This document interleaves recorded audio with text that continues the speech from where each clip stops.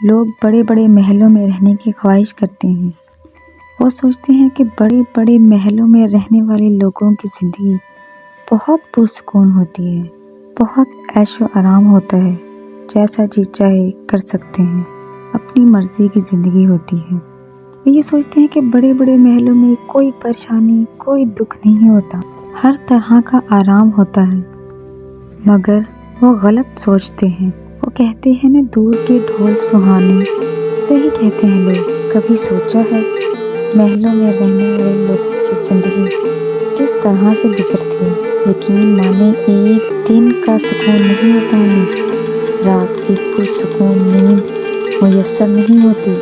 ترس جاتے ہیں وہ لوگ پرسکون نیند کے لیے، کیونکہ ان کے پاس ٹائم نہیں ہوتا ایک دوسرے کے لیے، نہ کچھ پوچھنے کا، نہ بات کرنے کا، اور نہ ہی ہنسی مذاق کرنے کا۔ جب یہ چیزیں انسان کی لائف سے چلی جاتی ہیں نا، تو ایسے ہی ہوتا ہے۔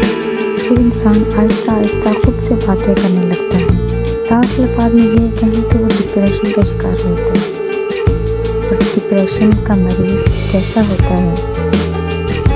وہ انسان اپنی امیجنیشن خود کریٹ کرتا ہے، اور جیسا سوچتا ہے اسے لگتا ہے بالکل ویسا ہی ہونا چاہیے۔ اگر ویسا نہیں ہے تو اس کو بہت زیادہ تکلیف ہوتی ہے۔ وہ چیختا ہے، چلاتا ہے، جب اس کے اکارڈنگ جیسا وہ سوچتا ہے بالکل ویسا نہیں ہوتا۔ پھر آہستہ آہستہ ڈپریشن کا مرض اتنا بڑھ جاتا ہے نا انسان میں کہ وہ خودکشی کرنے پر مجبور ہو جاتا ہے۔ دوسری سائڈ اگر ہم دیکھیں، ایک چھوٹے سے گھر میں رہنے والے لوگ، ایک چھوٹا سا پیارا سا خاندان، جو بہت ہی ہنسی خوشی زندگی گزارتا ہے اپنے والدین کے ساتھ، اپنے بہن بھائیوں کے ساتھ۔ اس کی وجہ پتہ کیا ہے؟ ان کے پاس بڑے بڑے خواب نہیں ہوتے، بڑی بڑی خواہشیں نہیں ہوتی۔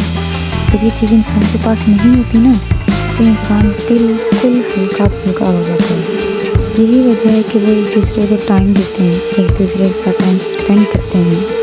کبھی آپ نے کمپیئر کیا کہ ایک محلے میں رہنے والے لوگ اور ایک جھونپڑی میں رہنے والی چھوٹی سی فیملی، کتنا بڑا فرق ہوتا ہے؟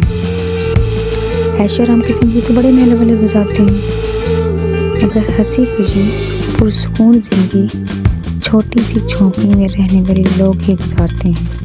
اسی لیے کہتے ہیں نا، اپنے لیے جب بھی مانگو ایک پرسکون زندگی مانگو، کہ چاہے وہ چھوٹی سی جھونپڑی میں رہنے کے لیے ہو یا بڑے بڑے محلوں میں۔